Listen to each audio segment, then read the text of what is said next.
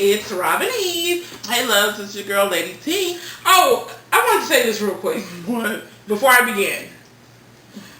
Our titles clearly say review on them, okay? So if you decide to click on our video because you didn't read and you saw a picture that had the episode on there or whatever, that's your fault. It says review in the title, okay? So if this is not what you want to look at and you're trying to find the full episode, Google it like everybody else, because more than likely you're not going to find it on YouTube. Go to a torrent site and try to find the episode there, okay? But thumbsing people's videos down because they not what you were looking for, that's ridiculous. But we'll move on from there. Okay, I had to get that out. You just honestly, we were gonna make. I wanted to make a whole separate video just for that. That person that just for that point, because it said I don't try to deceive. We don't try to deceive people. Exactly. It says review in the title, so take it for whatever it is. So, anyways, I'm sorry guys, I had to say that. So someone needs their meds today. Anyways, we're gonna oh my god, y'all! I got my glasses on the whole time. We hadn't said what we were doing. But anyways, I'm gonna take my glasses off, so I'm gonna have my glasses on this whole video. So whatever. But anyways, tonight was the Love and Hip Hop Monday episode, and we are going to Love and Hip Hop. Atlanta. Thank you. Oh, Jesus Christ.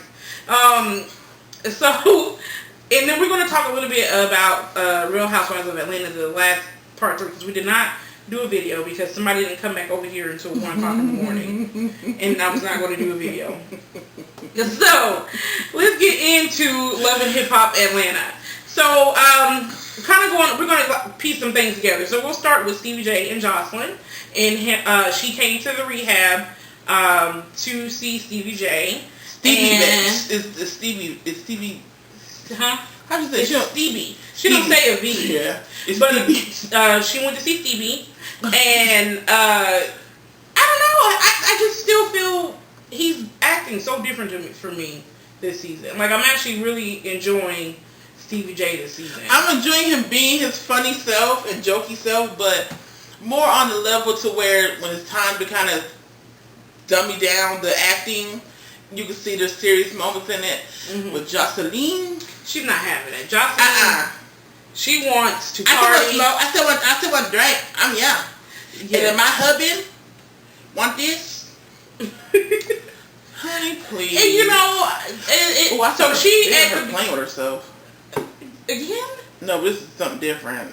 Oh my god. But I'll find the link and put it there for you. Like, everybody wants to see it. But anyway, so yeah, pretty much he was saying that he needed to change his life. And Joseline kind of was like, okay, I support you in changing your life. Doesn't mean I have to change my life. So I'm going to continue to do what I want to do. And you can do what you need to do, and I'll support you in it.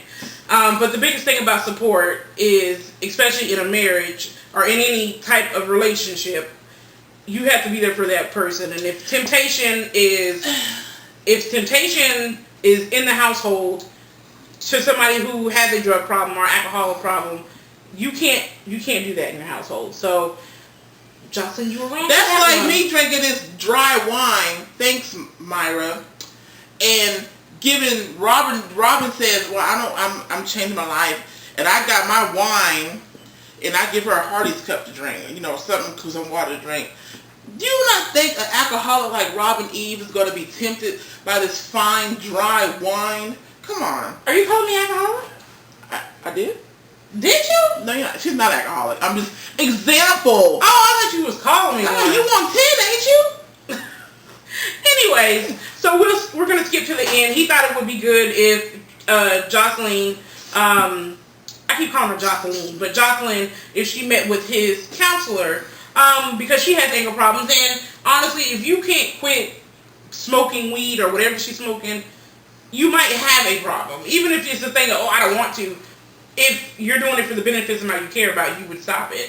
So she, I think, towards the end of the episode, she meets with the counselor, and she did kind of let Stevie J know some of the things that tick her off or kind of spark her to want to go and But like you said, okay, she's going the same old controlling. I don't see where he controls her. I feel like he does throw things in her face. Yeah. But I don't think it's a situation where, like, if she really wanted to break free and do her own thing, let her tell it. She's doing it. So what is this when he controls me? He I don't know. He gives me life and take it back. Like, that's to so since he does control her. You think? So? I think because I truly think then if he controls them, that just goes to the mentality of Joseline. I mean, but come on, he got a broken woman from the strip club and made her something that she's never been. She has things that she's never had before. So I think... Well, that's conflicting then. Because Courtney Diamond, what are they? Yeah. Dime piece. They're busting 20 G's tonight. But still, it's still not probably the type of money she's seeing now. I mean, if that was the case, why would Dime Piece be retiring and coming to Atlanta? So that's my whole thing. I think to a sense he does because your hold over. Can't climb the poles. She ain't no pole assassin or. Next thing. So either way it goes, at the meeting, I think they did come to an understanding, and she did say she wouldn't mind stopping some things to help Stevie J. So I don't know. I'm starting to more like the relationship. Somebody did put a comment on our last video, and I read it and I loved it because it did kind of put a little insight for me about Joseline, and I kind of understand it. Still, she's not my favorite, but I'm starting to warm over to them a little bit. Yeah. So the next thing, Carly Red and Rasheeda. This was like the clash of the demons for me because I don't like either one of them, and it was the most weirdest. The lesser of two evils. Yeah, it was the lesser of two evils. Like you had to pick who. This would truly be an unbiased opinion because I feel the same way about the both of them.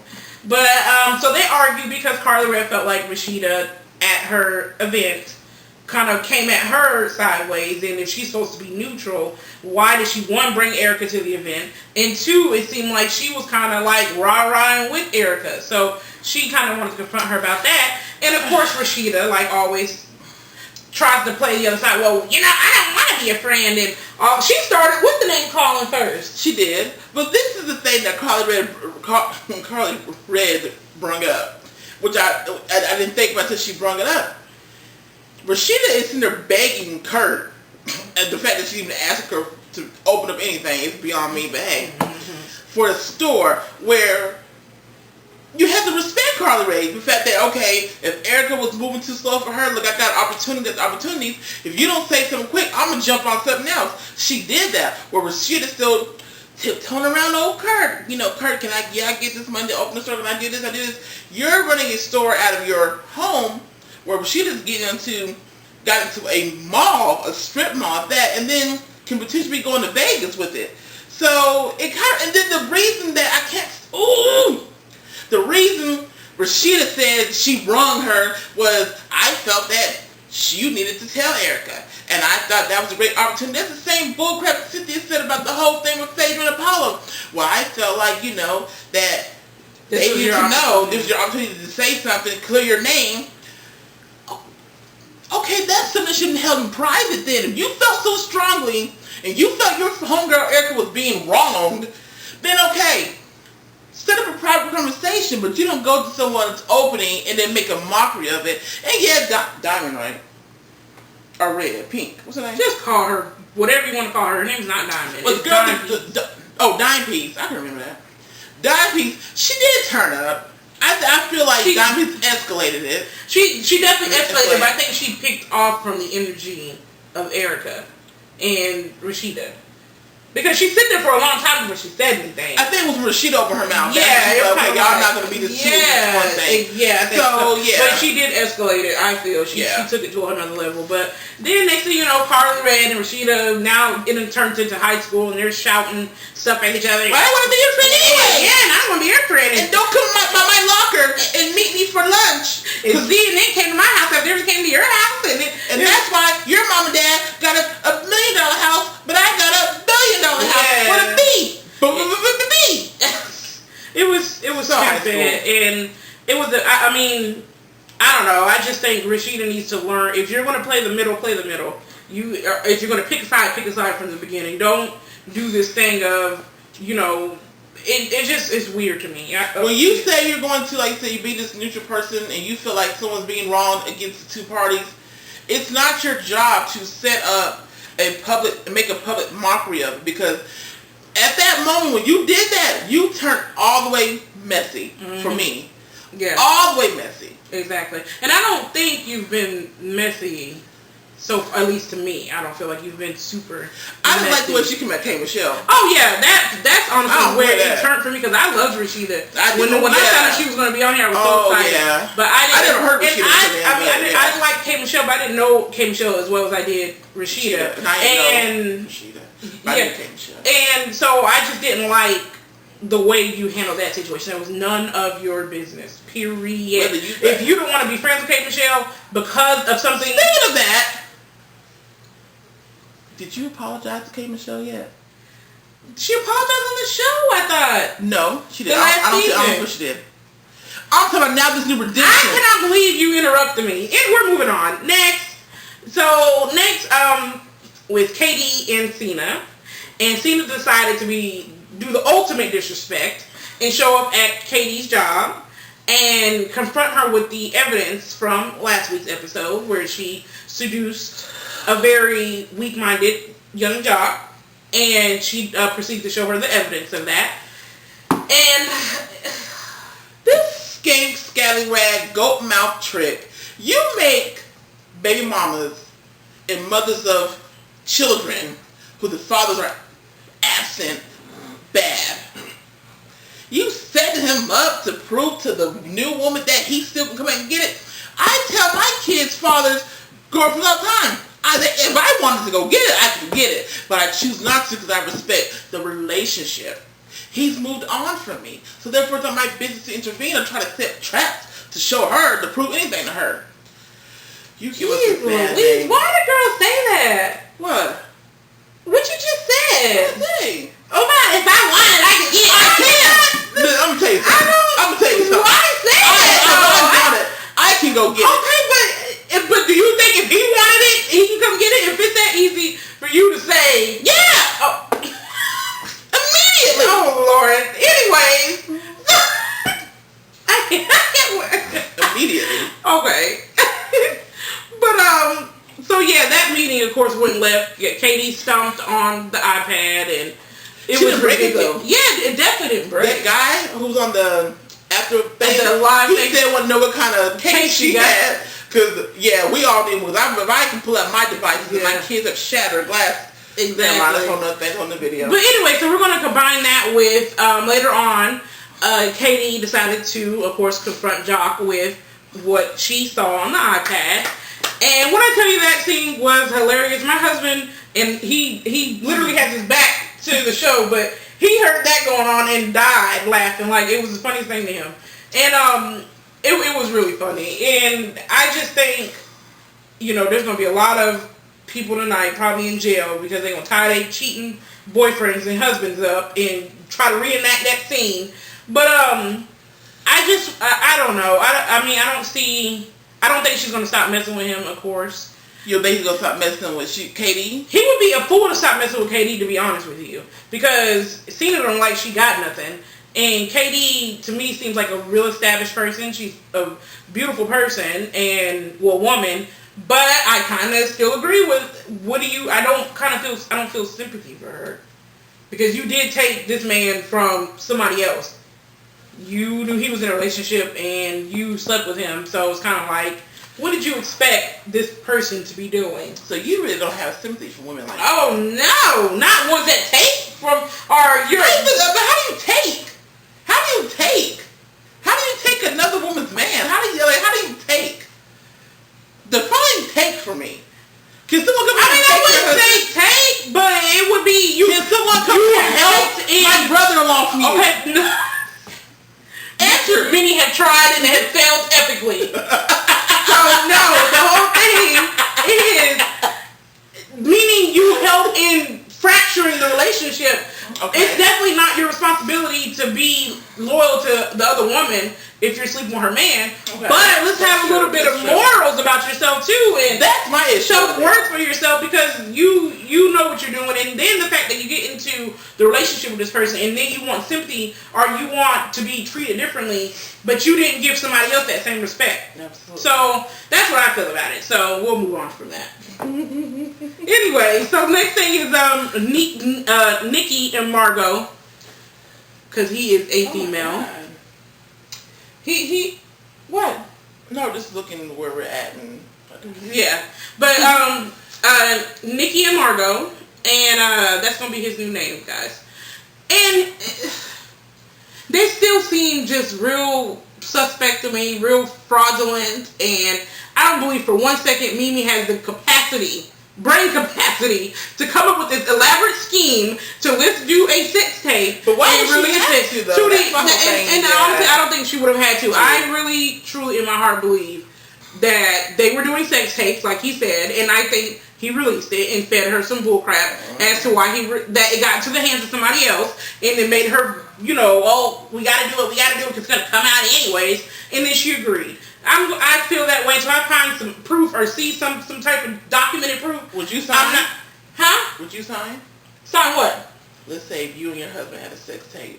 And somebody was going to pay us money for it? Yes. Wait, if they were going to pay us money for it and they were going to release it regardless? Yeah. The fact that you paused just shocks me. Because that would have been an immediate yes for me. Listen, I think about it. If someone got a hold of you, Robin's sex tape, and said, look, we're going to release this with or without your consent, but here's the opportunity to make money off at least $1 million, guaranteed. No, I need more than $1 million. Because I'm teaching people tricks. I don't want nobody to know my tricks is trash. Oh, Lord. Anyway, that's my whole thing. If it was going to be released for free, I just feel like you might as well, if I could fight it, I probably would try to fight it. To be honest, I would try to fight it, but if I knew it was going to be released anyways, I might as well. You give me some money. Might as well make some money off. You ain't got to ask Lady T that question. Like 50 said, man, you can't show everybody the magic stick. Oh, Lord. So, either way it goes, I just think the whole thing is weird. I think Margot sitting here crying, how serious was you guys' relationship? And then, honey, this dude was on the show for a whole year prior to people even knowing you existed. Margot, you're not going to tell me you didn't watch the episode of Canada? Yeah, or go on his Instagram, like, what were you, in a cave? How could you not have known that they were something very serious? That was the world premiere. It's ridiculous. So, anyways. So, next up, we get reintroduced to Kina and her husband. What's his name? His name was Tony. Tony. Basically, when she was pregnant, had a cute little baby bump, gave birth to a little boy. I think she said his name was Noah. Oh, it's Noah? Yeah. They got biblical names, don't they? Other kids? Yeah. I don't know. I know. Yeah, because his first son's name is Meshach. Oh, well, then, yeah. But yeah, so Tony, of course, is trying to figure out how to make some more money. Now, you guys remember last season, they were living in a studio, weren't they? Yeah. And did you see that big old house that they moved into? And then he's trying to invest all of their money into some kind of get-rich-quick scheme. Which I think she was kind of hesitant. Yeah, something that happened before with the same guy, and they lost, so I can see her concern. I can too. I think definitely concerned. I think there's other ways to go about it. I know she still has some money. I'll tell you something. She was a little back and forth. What, a couple seasons ago? No, she had a girlfriend last season. Oh, was it when she had a little girlfriend? Mm-hmm. When she seen who walked in that kitchen? She seen them hips. Let's see if you remember her name. Dime Piece. Yes. Boy. Yeah. So she went back. She said, "Oh." Yeah. And then her husband was sitting right there, like, I don't know what type of relationship they got, because she was so open about, back when he cheated on me, it was just real, like, comfortable with it. But anyways, she later on had Carly Red, Mimi, and Diamond Piece over to her house, and she met Diamond Piece for the first time, and I think Diamond Piece met Mimi for the first time as well. And Carly got to talk about the whole thing with Rasheeda. Rasheeda and Kina are really close. That's who she got. Oh, yeah, that's right. So I like that Kina did not engage in anything bad about exactly. Rasheeda.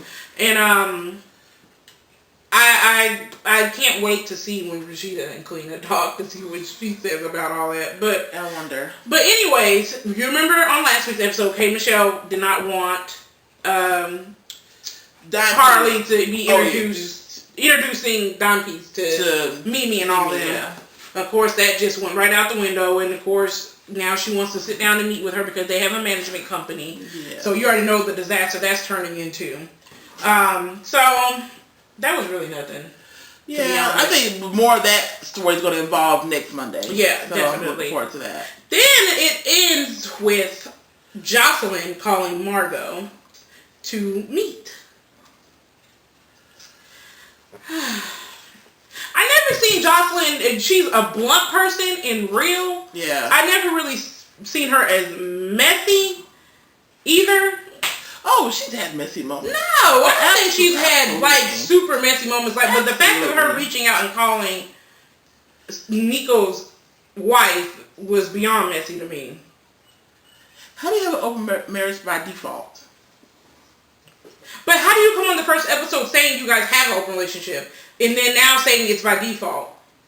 Because in the first episode, it seemed like they were comfortable with the fact that they had an open relationship. Yeah, y'all had an agreement. Yeah, and so it's that they seem fraud. Oh my God, like Mona, please with this fraud stuff.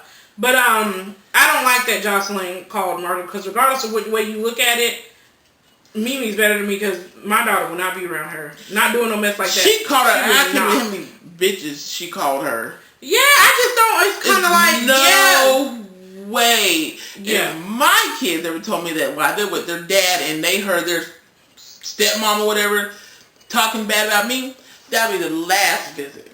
Exactly, because I don't see how I would hope that she would contain it around Eva when she's there, but you never know. And that's the whole thing as a parent, especially when you're having a co-parent. You don't know what goes on over there. You need to be able to be comfortable with the fact of your child being at another household. And the same thing for the dad. He needs to be comfortable in the mom's household. So I just feel like, how could she be comfortable with Eva going over there and she's in the house with somebody who feels that strongly about you? So, I don't know. I just think the whole thing is crazy to me. And I can't believe they're entertaining this bullcrap with Nico and Nikki and his people. I don't like it. We should call him, remember, what you call him, Nikki? You call him Nikki Nunu? Mm-hmm. You don't call Nikki Nico. Nikki. You got me stupid. But anyway. Remember Nikki. So next week's episode is it's gonna start recycling Love and Hip Hop New York. Because we already seen the storyline of the manager and the clients fighting, and it looks like Darren Peace and Tiffany Fox or whatever going to be fighting, and we saw this with Johnny Blaze and Paris fighting, and because Rich was spending too much time with one or the other, it's starting to recycle.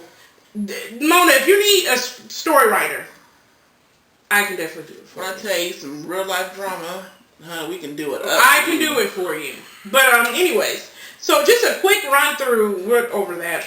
Quick run through of the Real Housewives of Atlanta.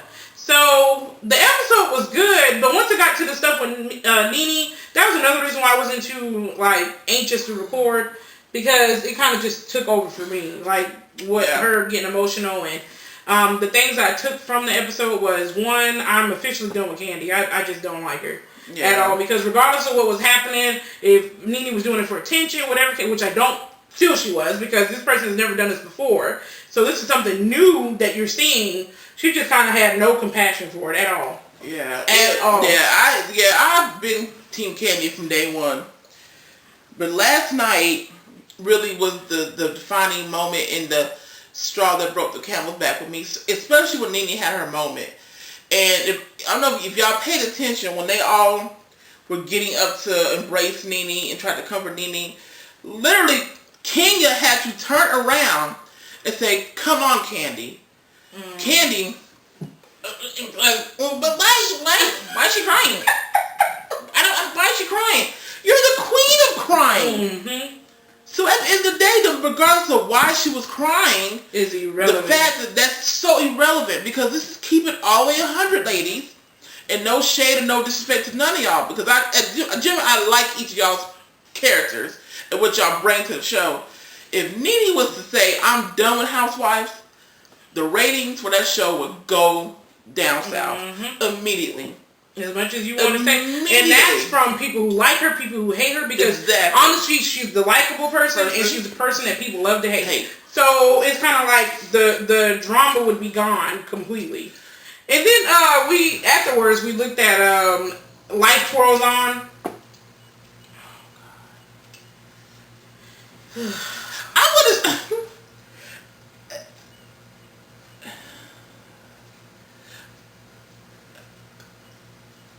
Shannon Herbert did a good part. I mean, I thought she was brilliant. I think Dee was overacted. I think, of course, Leon, that he could never do wrong. Good This God. thing, she didn't even see what he or heard what he said. What did he She say? just looked at him. Yeah, I didn't. Cynthia, this your first, so it was funny, but I just thought the plot of it was dumb. The script or the writing just seemed a little high school to me. Like, it seemed like some like high school play that somebody would come up with. The whole chase with the knife thing was just ridiculous. Like, I don't know. We did give it we literally went into it unbiased and we looked at the whole thing and I tried to pick stuff that I liked. I love that. Kina's hair still really a product. Like, I can go to Sally's and go find it. Or do I have to go to Talon Beauty? Yeah, you probably Kimberly and them to get it. No. You probably have to order it online. But she had no number for it though. You probably gotta go on her fan page, Facebook? Website or something. Oh, okay. I'm sure she had all those commercials of it. I'm sure she had somewhere where you could buy it, but I don't believe that. Like I said, I know Kina's hair is long, but come on, half of that look you could pinpoint what was weave.